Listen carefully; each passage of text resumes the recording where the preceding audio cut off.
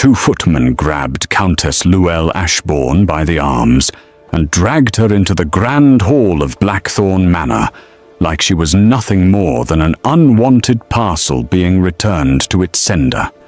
Her velvet slippers scraped against the marble floor. The chandeliers above blazed with 100 candles, and every face in that room turned to stare. Her husband, Lord Percival Ashbourne, stood at the centre of it all, chest puffed, chin raised, dressed in his finest coat, as though this were a celebration. It was not. "She has given me nothing," he announced, his voice bouncing off every wall, every gilded mirror, every horrified face. 7 years. Not one child, not one heir. She is useless to this family, and I will not carry the burden of a barren wife any longer. Llewellyn did not cry. She had run out of tears 3 years ago. She stood straight, shoulders back, eyes forward, even as the whispers crawled around her like cold smoke. She had been a countess.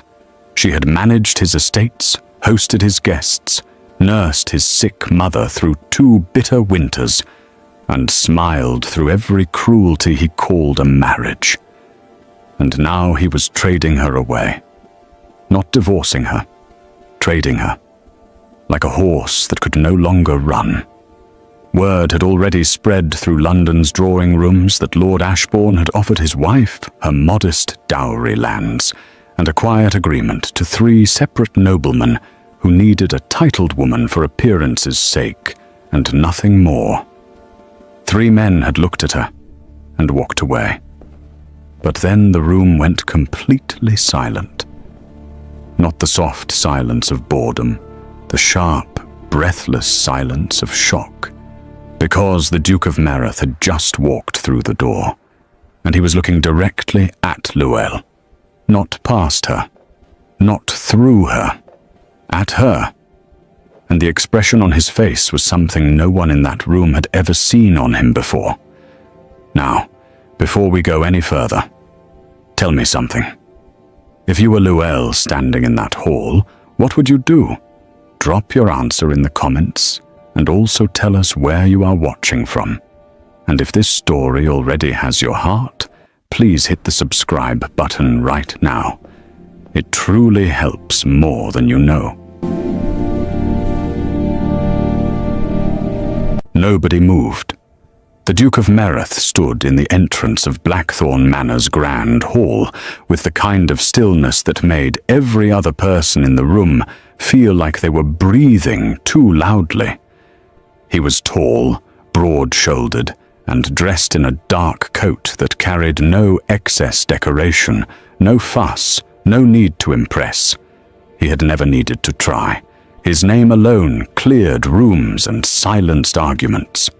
Duke Childless Meath was 34 years old, unmarried, and the most powerful peer in 3 counties. He had been invited to this gathering under the pretense of a business discussion with Lord Ashbourne regarding northern trade routes. At least, that was what the letter had said. But the moment he stepped into that hall and saw a woman being held between 2 footmen, while her husband announced her worthlessness to a room full of people, at every thought of trade routes left his mind completely. He had seen war. He had buried his father and his younger brother in the same winter. He had signed documents that altered the fates of hundreds of families without flinching. But something about this particular scene, this specific woman standing perfectly still while the world humiliated her, reached into a part of him he thought had long gone cold. Llewellyn felt his gaze before she saw him. It was strange. In the middle of everything crushing down on her, something shifted in the air. She turned her head slightly and found him standing there, watching her with an expression she could not name. It was not a pity. She knew pity well. It came with soft eyes and tilted heads and whispered prayers. This was something else entirely. His jaw was set. His eyes were steady, and he was looking at her the way a man looks at something that matters. She looked away quickly. She could not afford hope. Not tonight. Lord Percival Ashbourne noticed the Duke's arrival and immediately rearranged his face into something resembling a smile. He crossed the hall with his hand extended, completely unbothered by the scene he had just created. "Mereth, you came. Excellent. I trust the roads were kind to you." The Duke did not take his hand right away. He let the pause stretch just long enough to be deliberate, then shook it once, briefly. "Ashbourne," he said. His voice was low and unhurried. "What exactly is happening here?" Percival laughed. It was the laugh of a man who had rehearsed his explanations. "A domestic matter, nothing more. My wife and I have reached the end of our arrangement, but I am simply making the necessary transitions publicly, so there can be no confusion about terms later. You are auctioning her." The words landed like a stone dropped into still water.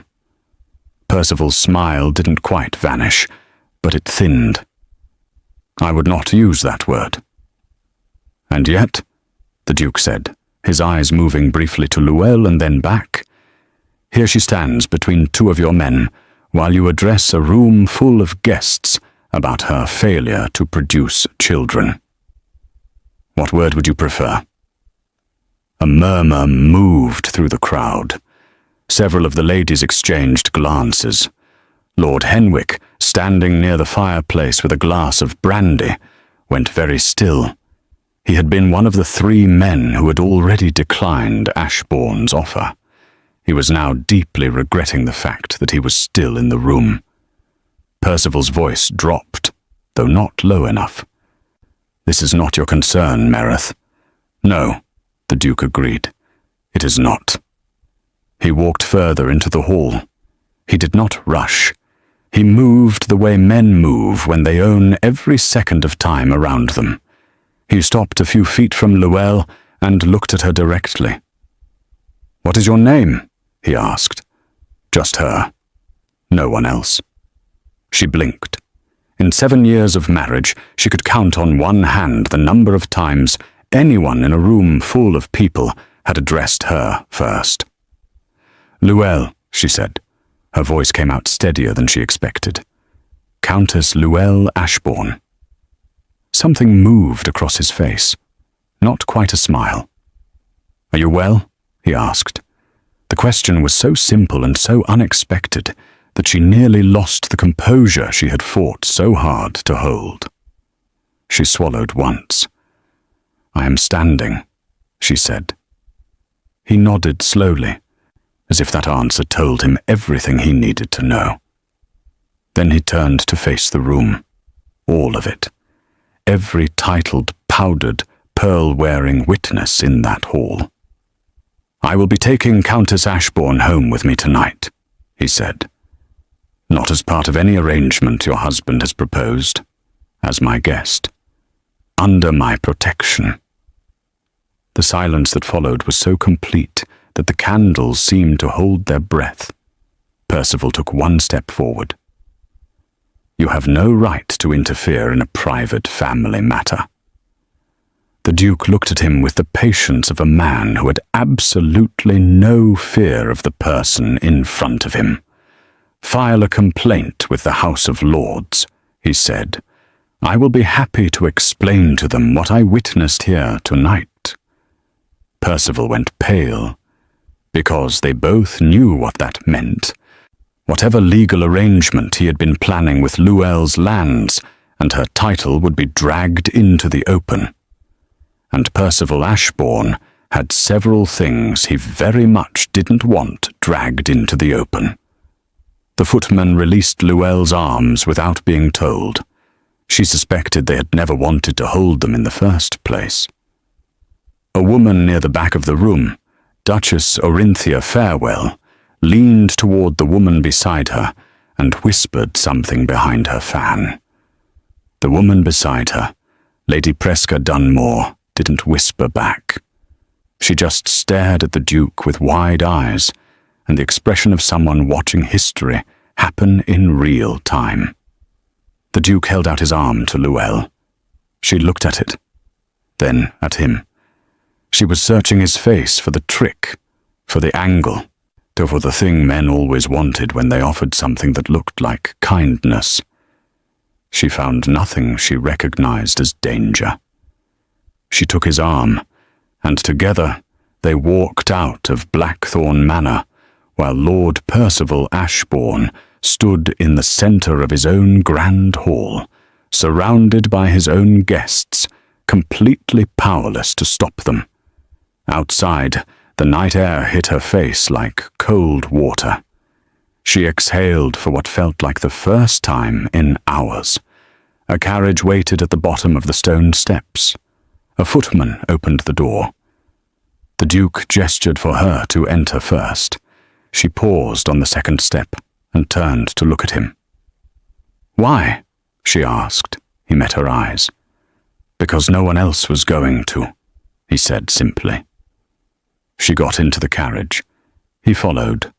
The door closed. The horses moved. And Luelle Ashbourne, who had spent 7 years learning not to want anything, felt something terrifyingly close to hope begin to stir in her chest. She pressed it down immediately. She had learned that lesson before. Mereth House was nothing like Blackthorn Manor. Blackthorn had been built to impress. Every corridor was lined with portraits of Ashbourne ancestors who looked like they were judging you for existing. Every room was arranged for appearances rather than comfort. The flowers were always fresh and always slightly too perfect, like everything else in Percival's world. Mereth House was large, yes, grand even, but it breathed differently. The ceilings were high but not cold. The furniture was fine, but worn in the places where people actually sat. There were books everywhere, not arranged decoratively on shelves, but left open on tables, stacked near chairs, tucked beside lamps. Someone actually read them. Luelle noticed all of this in the few minutes it took for the Duke's housekeeper to lead her to a guest room on the second floor. The housekeeper's name was Mrs. Tovell, a compact, sharp-eyed woman in her 50s who asked no questions and offered no opinions, which Luelle found deeply refreshing. "There is warm water already prepared," Mrs. Tovell said, opening the door to a room that smelled faintly of cedar and dried lavender. "Supper can be brought up if you prefer privacy, or there is a place set for you in the dining room. His Grace leaves the choice entirely to you." Luelle stood in the center of the room and looked at the bed. It was a real bed, wide and still, and not something she had to share with a man who had long since stopped seeing her as a person. "Privacy," she said quietly. "Please." Mrs. Tovell nodded and left without another word. Luelle sat on the edge of the bed and placed her hands in her lap. She looked at them for a long moment. Oh, they were steady. She had always been good at steadying. Steady had kept her alive through 7 years of a marriage that had started with false promises and ended in a public hall with her husband announcing her barrenness like it was a defect in livestock. She didn't let herself cry. She had promised herself that much. Instead, she thought about the Duke. She had heard of Caelian Mereth, of course. Everyone in London society had heard of him. He was the kind of man people constructed stories around, because the truth of him was too quiet and too firm to be entertaining on its own.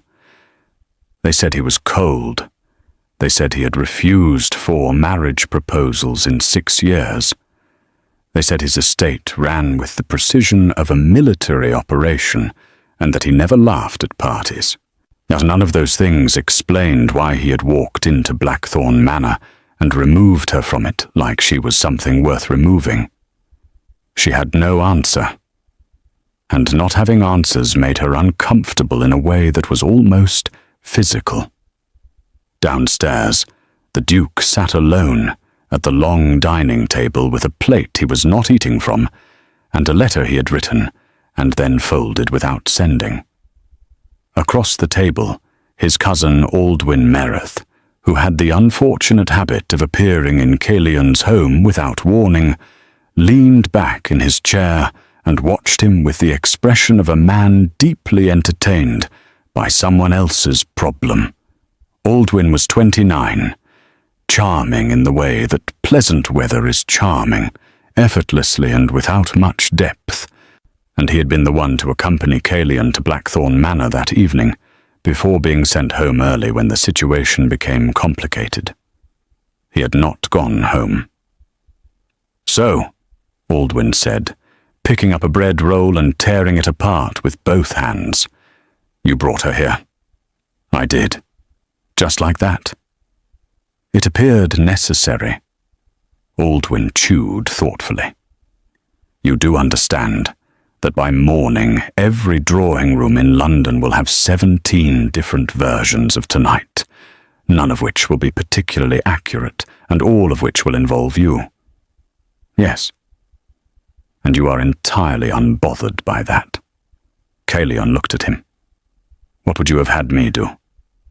Aldwyn held up both hands. "Nothing. I think it was the right thing. I just find it interesting that you, specifically you, who has not done a single impulsive thing in the last decade, you walked into that hall and essentially declared yourself the protector of a woman you had never spoken to before tonight." Calion said nothing for a moment. He picked up his glass, looked into it, set it back down. "She did not flinch," he said. Aldwyn blinked. "Pardon?" "When Ashbourne was speaking, when the room was staring, when those men were holding her arms, she did not flinch. She stood there like she was made of something harder than anything in that room." He paused. "And she was alone, completely alone, and no one was going to do anything." Aldwyn was quiet for a moment. Then, slowly, his expression shifted into something more serious. "What are you going to do with her? She is still legally his wife." "I know. He will not let the land arrangement go quietly. Her dowry properties are worth a significant sum." "I know that too." "Calion." Aldwyn leaned forward. "What are you planning?" The Duke looked toward the staircase, though Aldwyn suspected he was not really seeing it. "I have not decided yet," he said, "but she will not be returned to him."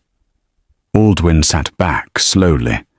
He had known his cousin for his entire life. He had seen him negotiate trade contracts, manage estate disputes, and handle political pressure with the same unreadable calm. But there was something different in his voice tonight, something that had not been there before. Aldwyn decided not to name it. Not yet. He simply reached for another bread roll and kept his thoughts behind his teeth. The next morning arrived with grey light and the smell of rain. Luelle woke before 6, which she always did, because in Ashbourne House the servants began moving at 6, and Percival required his breakfast prepared before 7, and the running of a household didn't pause because a woman hadn't slept. She lay still for a moment, remembering where she was. The ceiling above her was unfamiliar. The quiet was unfamiliar. The absence of dread was so unfamiliar that it made her chest ache. She rose, dressed herself without help because she did not want to ring for a maid she did not know, and went to sit by the window. Outside, the garden of Mereth House was large and slightly wild at the edges, not neglected, but allowed. There were roses growing in directions no one had tried to correct. There was a stone bench near an old oak tree that looked like it had been sat on many times. She was still sitting there when a soft knock came at the door. Well, it was not Mrs. Toval.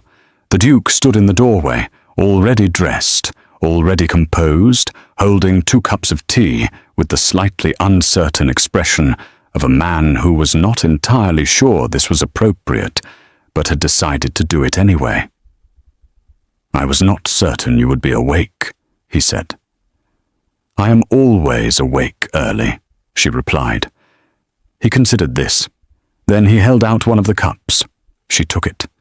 He leaned against the door frame rather than entering the room, which she appreciated. "I want to be honest with you," he said. She looked at him carefully. "All right. You are safe here. That is the first thing. The second thing is that your husband will almost certainly begin making legal inquiries within the next few days. I have a solicitor who can help protect your interests, but you will need to tell him everything about the terms of your marriage contract and the properties involved." She nodded slowly. "And what do you want in return?" He met her eyes. "Nothing." She almost laughed, not because it was funny, because she had forgotten what it sounded like when someone said that word and appeared to mean it. "Everyone wants something," she said quietly. "Yes," he agreed. "I suppose they do. But what I want is not something you owe me, and I would not take it as payment, even if you offered." She looked down at the tea. It was perfectly made, strong and slightly sweet, exactly how she would have asked for it, if anyone had ever asked. She did not know what to do with any of this. With the room, with the tea, with the man in the doorway who had upended her entire existence in the space of one evening and was now standing there asking nothing in return. But she was a woman who had survived 7 years in a house built on silence and performance. She could survive uncertainty. She had become very good at it. "Tell me about the solicitor," she said. And for the first time in longer than she could remember, she let someone help her. London talked. Of course it did. London always talked. But this particular conversation spread faster than most, because it had everything the city's drawing rooms required for maximum damage. A disgraced wife, a powerful duke, a husband left standing in his own hall looking like a fool, and absolutely no explanation from the man at the center of it all. By the second morning after the incident at Blackthorn Manor, 3 separate versions of the story were already circulating. The first said the Duke had been secretly in love with Luelle for years and had finally seized his moment. The second said Percival Ashbourne had owed Meredith a gambling debt, and Luelle was the settlement. The third, whispered only in the most private corners, said the Duke had lost his mind entirely and would regret his decision before the week was out. None of them were true. All of them were dangerous.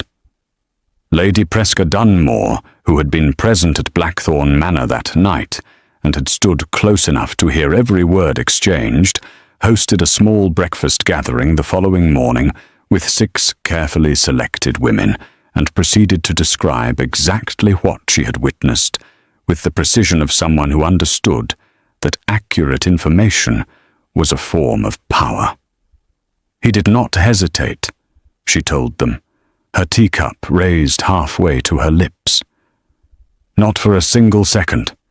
He walked in, assessed the situation, and removed her, as though it were the most natural thing in the world. Duchess Orinthia Farewell, seated to her left, was quiet for a moment. She was a woman of 60 who had outlived 2 husbands and 3 social seasons of scandal, and had developed the ability to see the shape of things before they fully formed. "Meredith is not a man who acts without reason," she said. "Whatever he is doing, it is not impulsive. He has a plan." Or he has feelings, said young Lady Temperance Colt from across the table, who was 19 and had recently finished reading 3 romantic novels in succession. Orinthia looked at her the way a mountain looks at weather. Those, she said, are not mutually exclusive. Meanwhile, Percival Ashbourne was not having breakfast. He was standing in his study at Blackthorn Manor with a solicitor named Mr. Griff Quelton, who was thin, cautious, and deeply unhappy about being summoned before 8 in the morning. "I want her back," Percival said. He was not looking at Quelton. He was looking at the window. "Or I want the properties, one or the other. I am not leaving this without something." Quelton cleared his throat carefully. "My lord, the situation is somewhat delicate. The Duke of Meath has significant influence with the House of Lords, and if he chooses to frame last evening's events as a matter of your wife's welfare—" "She is my wife," Percival said. His voice was flat. "Not his. Legally, yes. But publicly, the narrative is already shifting. Several accounts of last evening describe your conduct in terms that could be used against you if this reaches a formal proceeding." Percival turned from the window. His face was the face of a man who had expected to be the one with power in this situation, and was only now beginning to understand that he had miscalculated. "Yeah, find me something," he said. "Anything. Something I can use against Meath." Quelton nodded slowly. He did not say what he was thinking, which was that finding something to use against the Duke of Meath was approximately as sensible as finding something to use against the tide. But he was being paid, so he would try. Back at Meath House, Llewellyn was meeting the solicitor the Duke had promised. His name was Mr. Bastian Croy, and he was nothing like Quelton. He was broad, unhurried, with the kind of calm that came from having untangled, complicated legal situations for 30 years without losing his temper or his reputation. He spread her marriage documents across the writing desk in the Duke's library, studied them for 20 minutes without speaking, and then looked up. "Your dowry properties," he said, "and the 3 parcels in the eastern counties. Were these transferred into your husband's name upon marriage, or did they remain in yours?" Llewellyn folded her hands. "They were to remain in mine. That was the condition my father insisted upon. It is written in the original contract." Croy looked back at the documents. "It is, and yet your husband has been drawing income from all 3 for the last 4 years. The room went quiet. Llewellyn had known something was wrong with the accounts. She had asked once, early on, and Percival had explained it away with the confidence of a man who assumed his wife would not press further. She had pressed. He had simply stopped answering. "He has been taking money that was legally mine," she said. "Yes," Croy said simply. "And that changes everything about your position in this." The library door was slightly open. In the corridor outside, the Duke stood with a document of his own, which he had stopped reading the moment he heard Croy begin speaking. He did not enter. He simply listened, and as he did, something in his expression hardened into something that was not quite anger, but was related to it. He had suspected something like this. He had not known the extent of it. He walked away from the door before Llewellyn could finish speaking, because what he wanted to say at that moment was not something that would be useful to anyone. Instead, he went to find Aldwyn, who was in the east sitting room, reading a newspaper with his boots up on the furniture. "She did not know," Caelion said without preamble. Aldwyn lowered the paper. "Know what?" He has been taking income from her properties for 4 years, properties that are legally hers. She did not know the full extent of it. Aldwyn put his boots on the floor. That is not just cruelty. That is fraud. Yes. Which means she has legal standing. Real legal standing. She does not need to wait for him to release her. She can go on the offensive. Croy will advise her of that. Aldwyn studied his cousin. And what will you do? Caelian looked at the fireplace for a moment. I am going to write a letter to Lord Henwick. Aldwyn frowned. Henwick. He was one of the men Ashbourne approached about taking Luelle. Why would you? Because Henwick was present that night. And Henwick has his own complicated history with Ashbourne that predates all of this. If he is willing to make a formal statement about what he witnessed, it supports whatever proceeding Croy initiates. Aldwyn blinked. Then he smiled slowly. You have already thought this through. I think most things through. You did not think of bringing her here. Caelian picked up a pen from the writing desk. No, he said quietly. That one I did not think through. He began writing, and Aldwyn wisely said nothing further. Luelle spent the afternoon in the garden. She had asked Mrs. Tovell's permission, which had amused the housekeeper visibly, because guests at Merith House did not typically ask permission to use the garden. But Luelle was not yet comfortable moving through someone else's space as though it belonged to her. Old habits were stubborn things. She sat on the stone bench near the oak tree she had noticed from her window that morning and turned her face up toward the thin grey sky. But the rain had softened to a mist. It was cold, but not unpleasant. She heard footsteps on the path and looked up. It was not the Duke. It was a young woman she had not seen before, perhaps 17, with dark hair, escaping from its pins and ink stains on 3 of her fingers. She stopped when she saw Luelle and looked startled, then curious, then composed, all in the space of about 2 seconds. You are her, the girl said. The Countess. I am, Luelle said. And you are? Petra Merith. Caelian is my brother.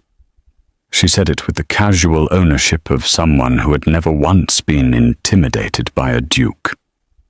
I arrived this morning. I live mostly at the countryside estate, but I came when I heard what happened. She paused. I wanted to see you. Luelle looked at her. Why? Petra sat down on the bench without being invited, which Luelle found oddly endearing. Because my brother has not done anything surprising in 6 years, she said, and then he does this. And I wanted to know what kind of person made him do something surprising.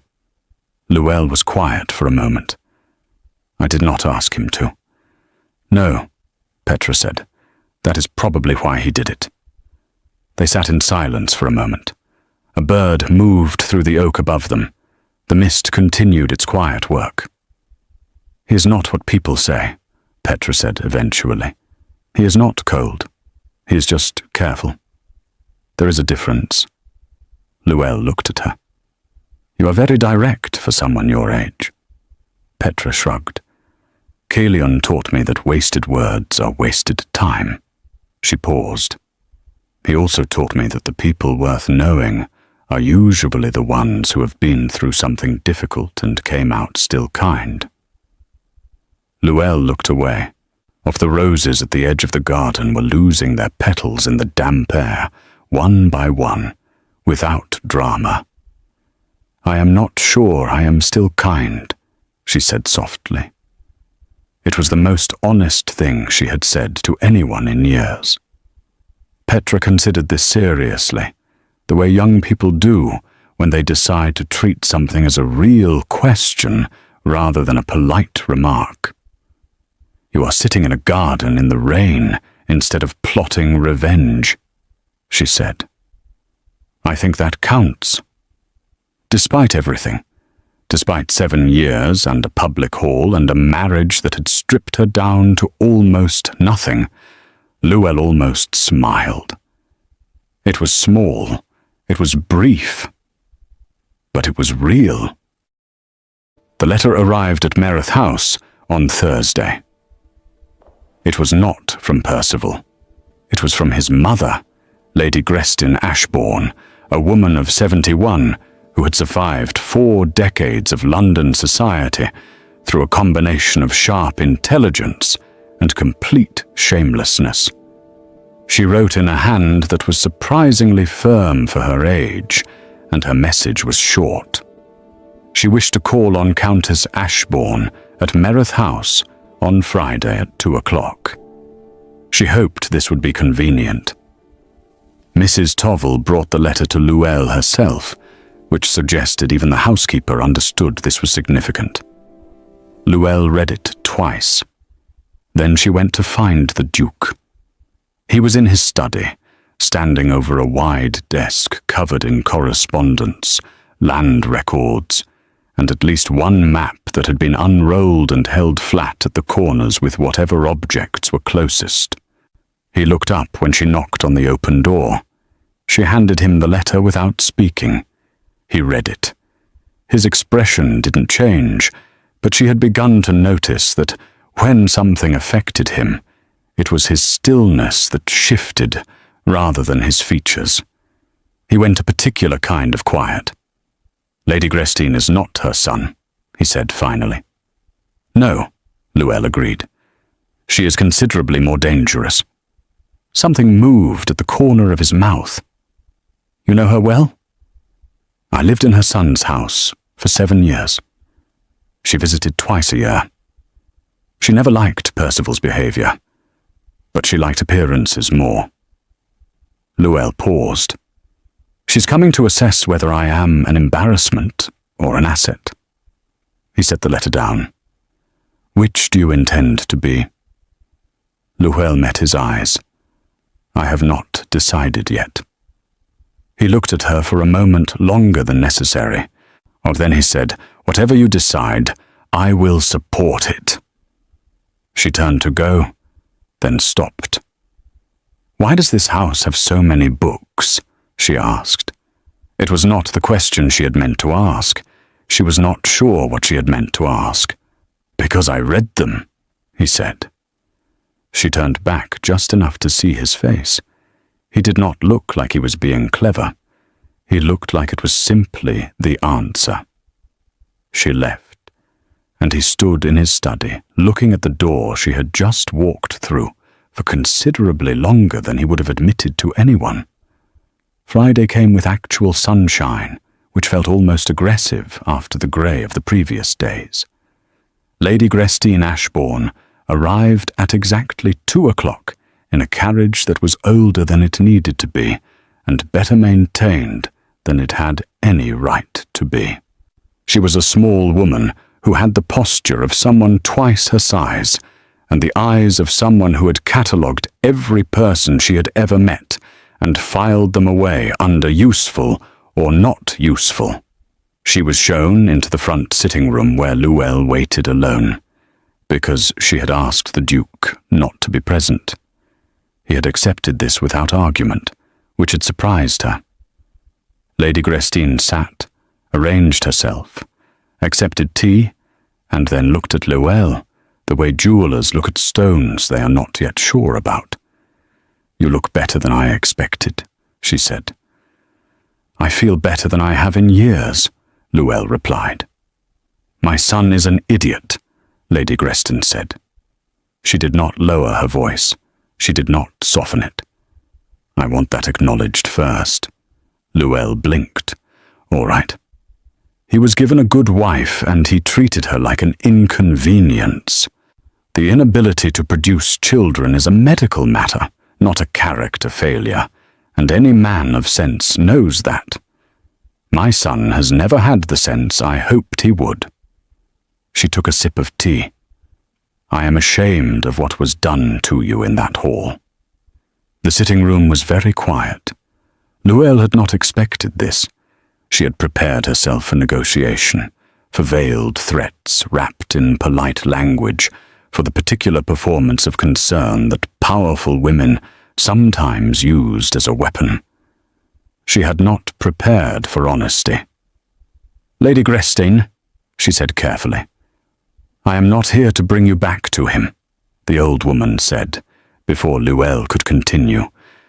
"I want to be clear about that immediately. What he did cannot be undone, and I would not ask you to return to a house where you were publicly humiliated." She set down her teacup. "Dad, I am here because the family's solicitor has informed me that Percival intends to pursue your dowry properties through a legal claim. And I am here to tell you that I will testify against that claim if it reaches a formal proceeding." Luelle stared at her. "You would testify against your own son?" "I would testify for what is right," Lady Grestine said. "Which is different." She folded her hands in her lap. "Your father was a good man. He negotiated those property terms specifically to protect you. Percival violated that agreement. I knew he was drawing income from those parcels. I told him twice to stop. He did not." Her mouth thinned. "I am 71 years old. I have very little patience left for men who think their comfort justifies theft." Outside in the corridor, completely invisible and making no sound, Petra Meredith was crouched near the sitting-room door, with her ear approximately 3 inches from the wood. She had promised her brother she would not eavesdrop. She had broken that promise almost immediately. She pressed her hand over her mouth to keep from making a sound. Inside the sitting room, Luelle was doing something she had genuinely not done in years. She was sitting in front of another person and feeling seen, not assessed, not measured against her usefulness, actually seen. "I do not know what to say," she admitted. Lady Grestine almost smiled. It transformed her face briefly into something warmer. "You do not need to say anything. You need to give your solicitor my name and tell him I am available when needed." She rose, which signaled the visit was ending. "The Duke of Meredith is a good man. I have known him since he was 12 years old, and already more responsible than most men twice his age. Whatever he is doing, it is not for entertainment." She said this last part with the deliberate casualness of someone placing a significant object on a table and pretending not to notice where it lands. Luelle rose with her. "I appreciate your coming." Lady Grestine picked up her gloves. "One more thing." She looked at Luelle directly. "You have been told your whole married life that you are lacking, that you are incomplete, that something is wrong with you." She paused. "There is nothing wrong with you. There never was." She left. Her carriage departed at precisely 2:47. Luelle stood in the center of the sitting room for a long moment after the sound of the wheels faded. Then she sat back down, placed her hands in her lap, and for the first time in a very long time, she let herself cry. Not from grief, not from pain, from something she did not have a clean word for. Something that felt like a wall she had been holding up for 7 years, finally, quietly, coming down. She did not hear the door open. She did not hear his footsteps. She only knew the Duke was there when a clean handkerchief appeared on the arm of the chair beside her, placed there carefully and without comment. She looked up. He was already walking away, giving her the privacy of the moment, while still somehow being present in it. She picked up the handkerchief. She pressed it to her face. And she thought, with something that frightened her a little, that she was beginning to understand why Petra had said her brother was not cold. He was not cold at all. He was simply waiting. For what? Well, she was not yet sure. But she was beginning to think that whatever it was, it might have something to do with her. The news broke on a Tuesday. Not slowly, the way most things unravelled in London society. It broke all at once, like a window struck by something thrown hard and deliberate.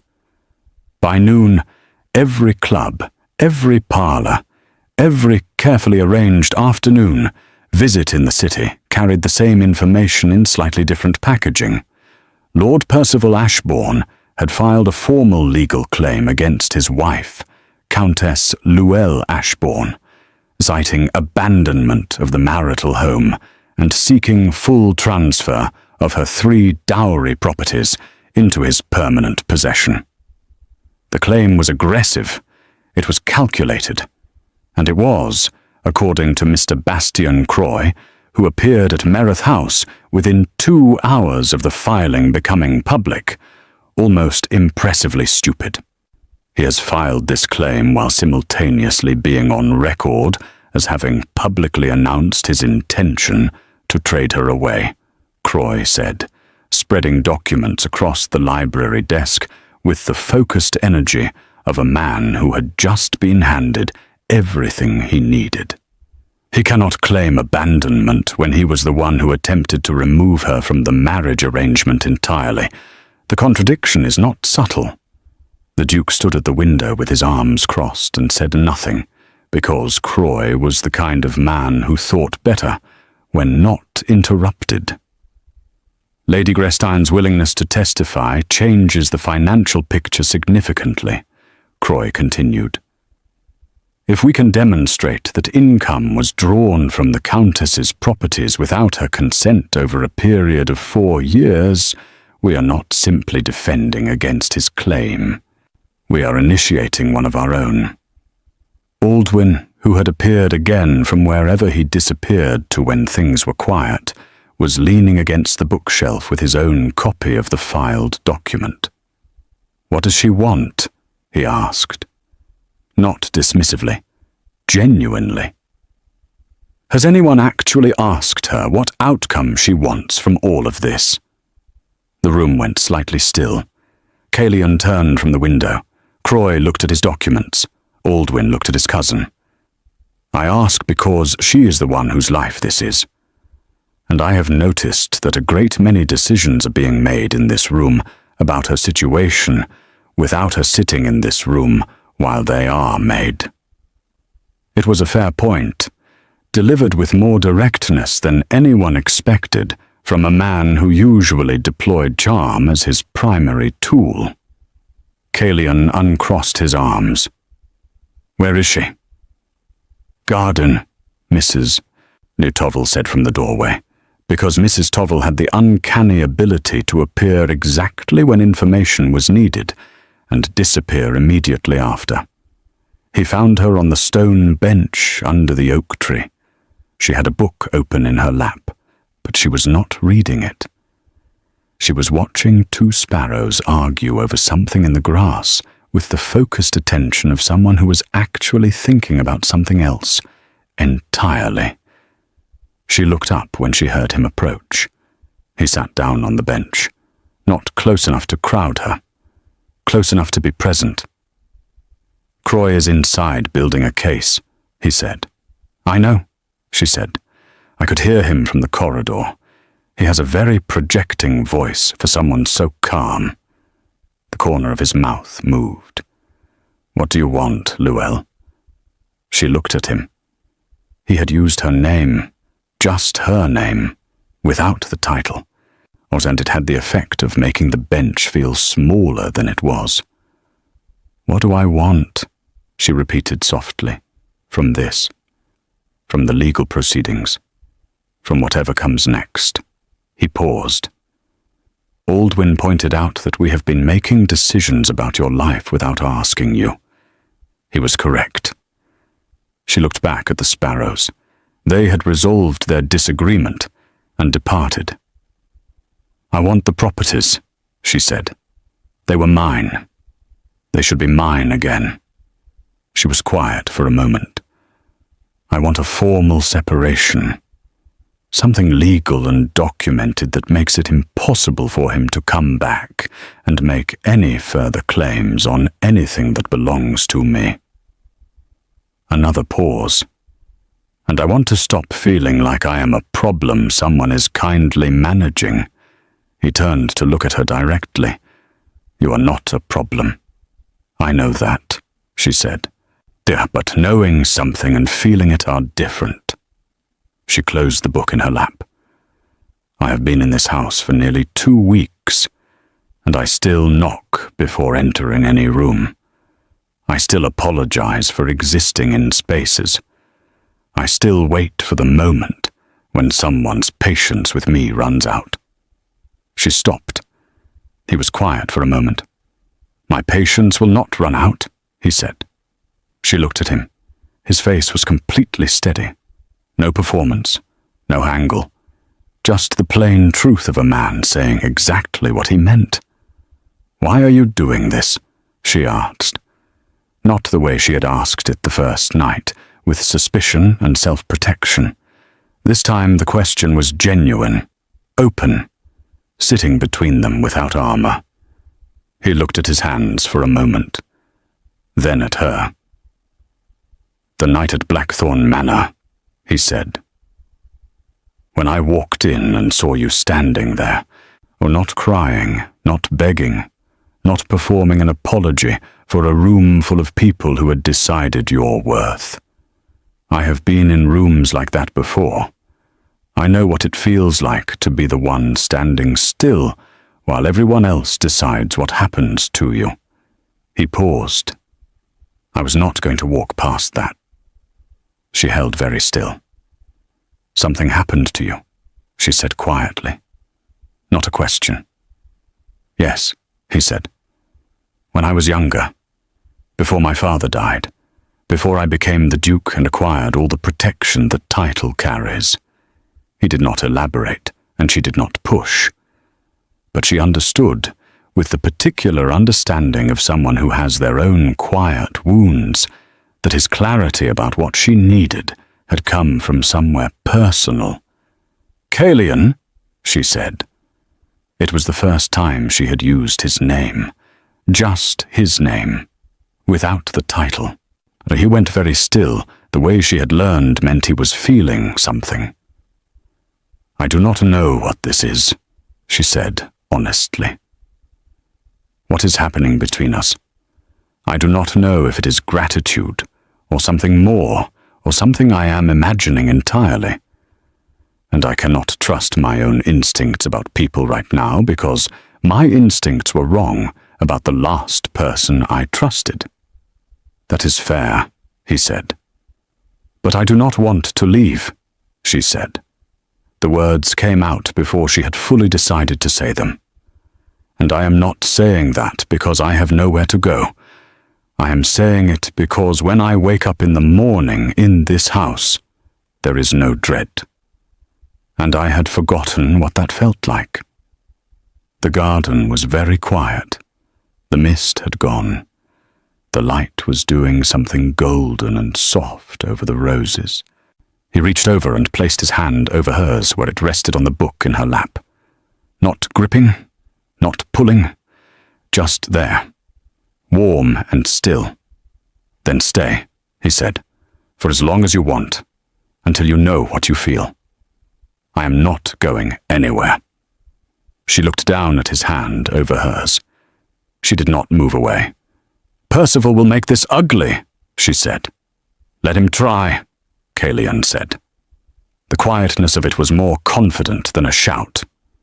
She exhaled slowly, and for the first time in a very long time, she let herself sit inside a moment without immediately looking for the exit.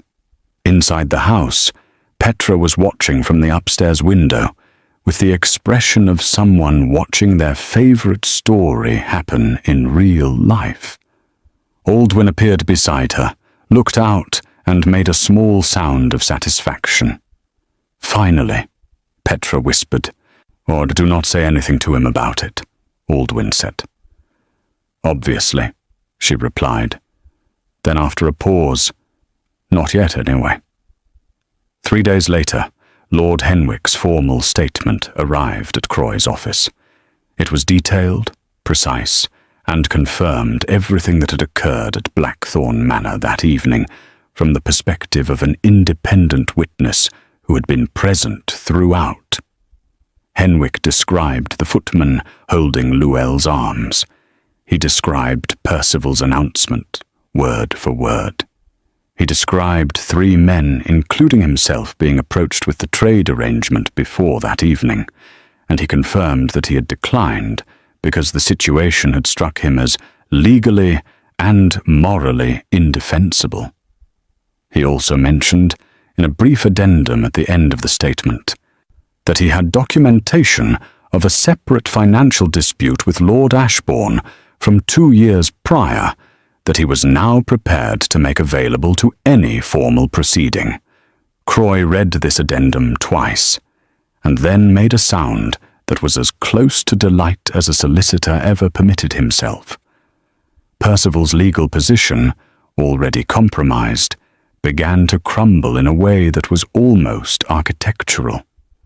Like a building that looked intact from the front, while the back wall was already gone. His own solicitor, Quelton, tendered his resignation from the case 4 days after Henwick's statement became known.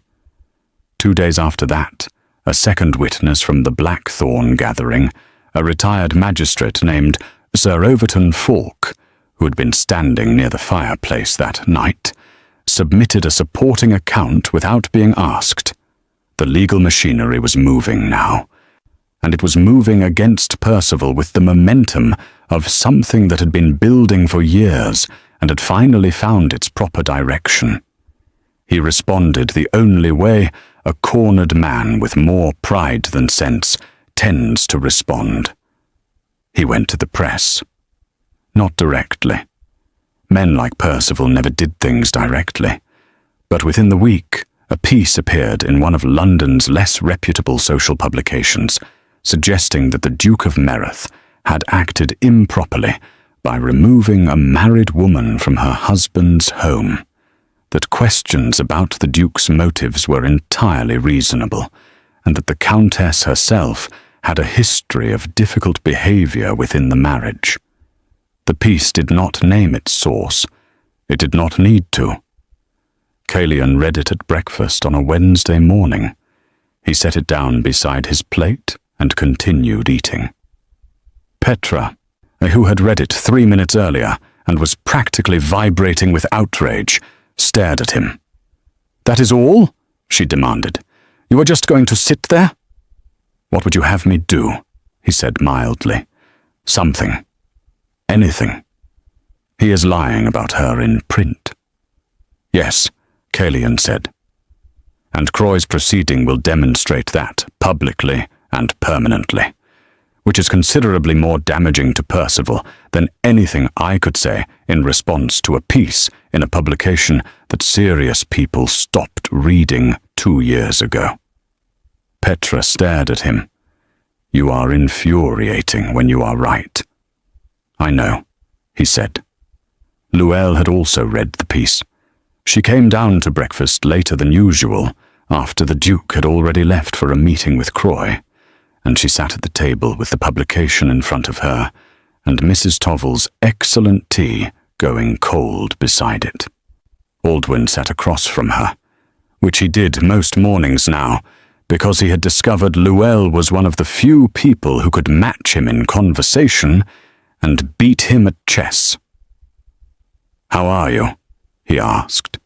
She looked up from the publication. "I am angry," she said, which is actually an improvement.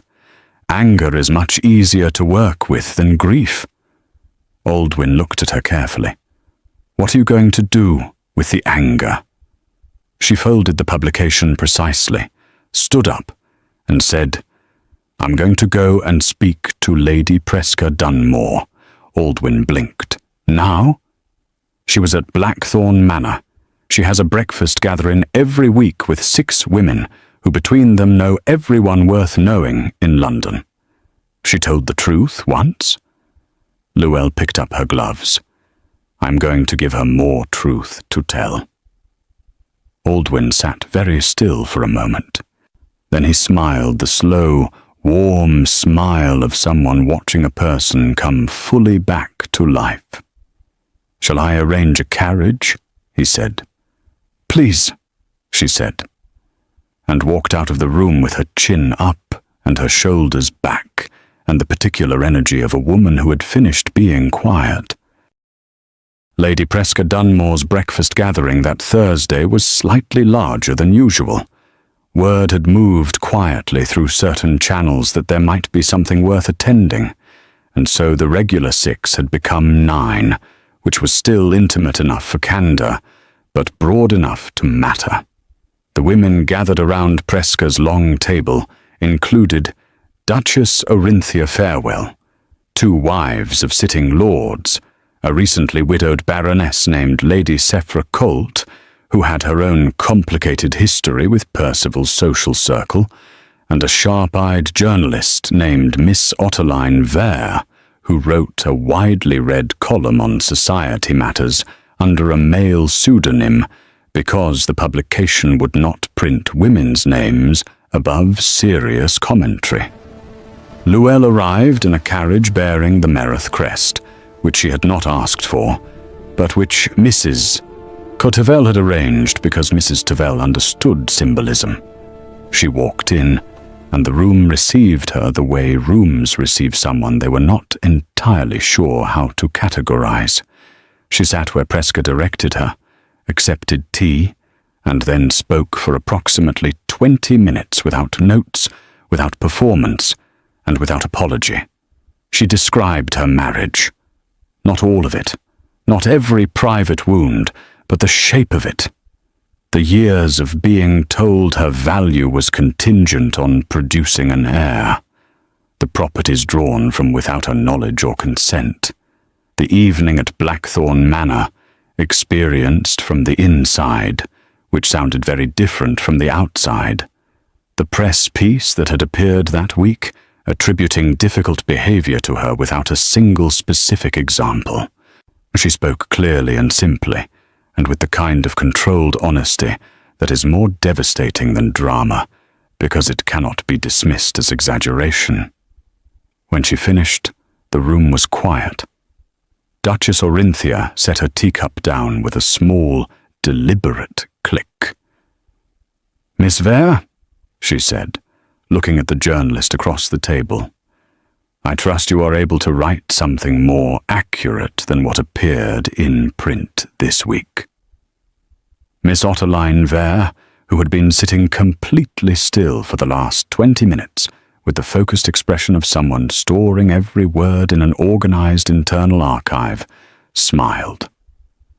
"I believe I can," she said. Lady Sephra Colt, who had not spoken until that moment, said, "I can also provide Miss Vere with documentation of a financial matter Ashbourne was involved in 3 years ago that never became public. I have been waiting for an appropriate moment." Presca looked at her. "You have been sitting on that?" "I was waiting," Sephra said simply, "for someone worth sitting on it for." Llewellyn looked at these women around the table. Women who had spent their lives working within a system designed to limit them, finding the exact edges where their influence could move, storing their knowledge like careful currency, waiting for moments that warranted spending it. She understood them completely. "Thank you," she said, and she meant it with her whole self. The article Miss Otterline Vere published 4 days later, under her usual pseudonym in a publication 3 times the size of the one that had attacked Llewellyn, was read by nearly every person of consequence in London before the week was out. It was precise. It was sourced. It named no names directly, but described events and circumstances with enough specificity that anyone paying attention knew exactly who was being discussed. It raised pointed questions about the legal and ethical dimensions of a husband publicly trading away a wife, about the income drawn from properties that were not legally his, and about the curious pattern of a powerful man attacking a woman's character in print the moment she acquired capable legal representation. It did not mention the Duke of Meath at all, which was, in its own way, the most powerful thing about it. Percival read it on a Friday morning and threw his breakfast plate across the room, which 3 of his remaining servants witnessed and would later describe to their own social circles in vivid detail. The legal proceedings moved quickly after that, or Croy had assembled a case that was, in his own measured estimation, about as solid as legal cases came. Lady Grestin's testimony, Henwick's statement, Sir Overton Falk's account, and the 4 years of financial records from Llewell's properties created a picture that left very little room for interpretation. Percival's counterclaims, never particularly strong, collapsed in sequence like dominoes that had been poorly arranged from the start. He withdrew the abandonment claim on a Wednesday. He accepted a formal separation agreement on the Friday of the same week. The properties were returned to Llewell's sole possession by the following Tuesday, with a financial settlement attached that Croy had negotiated with the silent efficiency of a man who enjoyed his work enormously. Percival signed everything in his solicitor's office, alone, but because Quelton had resigned, and the replacement solicitor he had hired was still learning the extent of what he had gotten himself into. He signed with the expression of a man who had fully expected to win, and was only now fully understanding that he had lost before the game properly began. He did not attend any public events for the remainder of the season. He did not need to. His absence said everything his presence would have.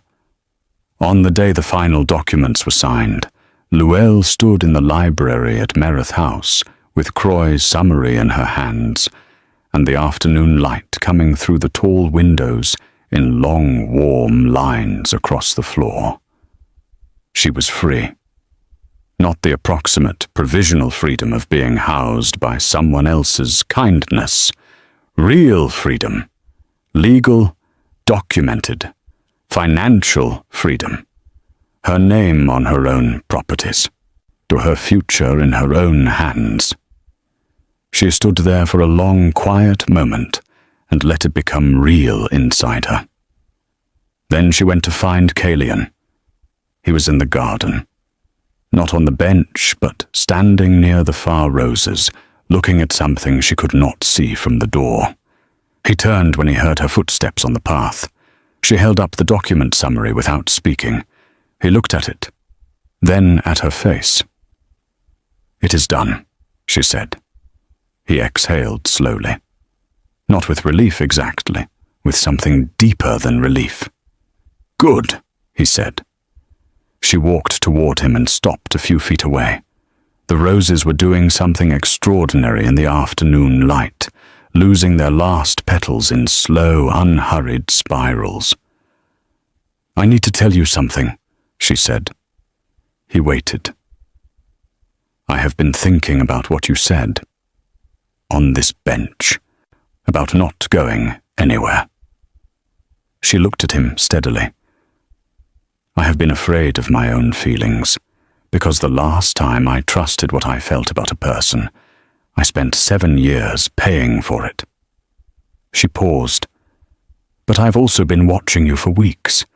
How you move through your own house, how you speak to your sister, how you handled all of this without once making me feel like a burden or a project or a cause." Another pause. "And I think what I feel is not gratitude. I think it is considerably more than gratitude, and it has been growing since the morning you brought me tea and stood in the doorway because you didn't want to overstep." He was very still. "Luelle," he said. "I am not finished," she said.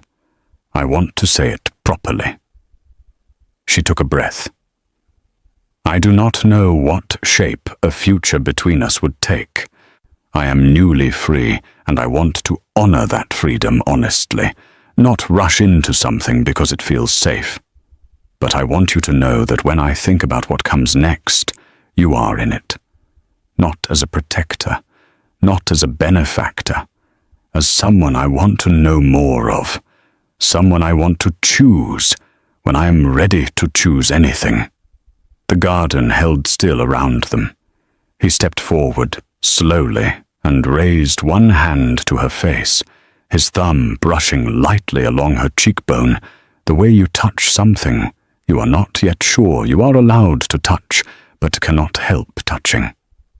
"I will be here," he said softly, "when you are ready, however long that takes." She covered his hand with her own, holding it there against her face. "Not too long," she said, and something in her eyes was warm and certain and entirely new. He smiled, a real one, not the almost smile she had catalogued over the weeks, a full, quiet, private smile that Petra, watching from the upstairs window for the second time in a month, declared later to Aldwyn as the best thing she had ever seen her brother do with his face. Aldwyn did not disagree. He simply lifted his teacup, looked out the window at the two people standing in the garden below, and said, "It is about time." 3 months later, on a morning that smelled of early spring and fresh bread from Mrs. Tovel's kitchen, Luelle Ashbourne walked through the garden of Merith House, not as a guest, and not as someone in need of protection, but as a woman who had chosen exactly where she was standing, and exactly who she was standing near. The announcement of their engagement had appeared in the proper publications the previous week. It had been brief and dignified, and had contained no explanation, because no explanation was owed to anyone. London talked, of course. London always talked. But this time the conversation was different.